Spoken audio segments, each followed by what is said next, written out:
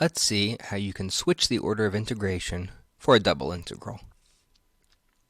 Here we have the integral of a function f of xy over a region given by x goes from -2 to 0 and y goes from 0 to x squared. Remember that the inside bounds go with the inside differential and the outside bounds with the outside one. In order to switch the region, the order of integration, we have to start by sketching the region. And to do that, it's useful to make some inequalities that represent the bounds from the integral. The inside integral says that y goes from 0 up to x squared. And the outside one says that x goes from -2 to 0. So we have these four inequalities that determine the region of integration. Let me just kind of dash in some x and y axes here. Now in this case, only one of these inequalities is very interesting. That's this one here, that y is less than or equal to x squared. So we just draw the curve y equals x squared. And since I want y less than or equal to that, that means I want to be below that curve. I also want y to be greater than or equal to 0. So I have to be in between the x-axis and this curve. X should be less than or equal to 0, so I want to be to the left of the y-axis here. And finally, x should be greater than or equal to -2.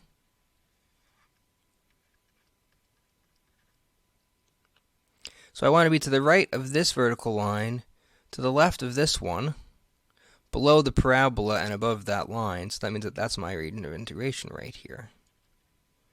That picture didn't turn out very well, so let's maybe draw it bigger. Okay, so that's the sort of piece we're looking at. This was the line y equals 0. Here's x equals -2. And here's y equals x squared. So that's the region of integration. Now to switch the order of integration, that means that we want the inside differential to be dx, and that means that we want to look at slicing this thing horizontally. And when you slice it horizontally, you'll see that every horizontal slice enters the region at the same place along x equals -2. But where they leave depends on the y value that you're slicing at. They all leave along this curve right here.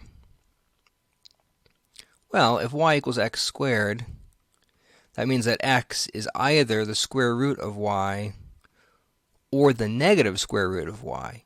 And indeed, in this case, since we're looking at x values to the left of the y-axis, I want the negative square root of y. So the range of x values goes from -2 to -√y. Now for the y values,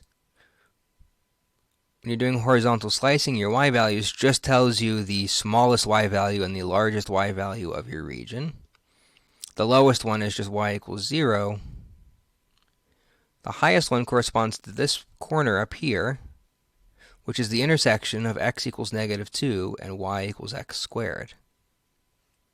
Well, that's just the point -2, 4, since -2 squared is 4. So that means that y goes from 0 to 4. And now I just write my new integral. The outside integral always has constant bounds. So in this case, it's 0 to 4. And then the integral from -2 to -√y. The function on the inside stays the same, and notice we don't even have to know what the function is. Changing the order of integration is about the bounds of the integral, not about the function on the inside. And now we just write dx dy, which indicates that now we're doing horizontal slicing.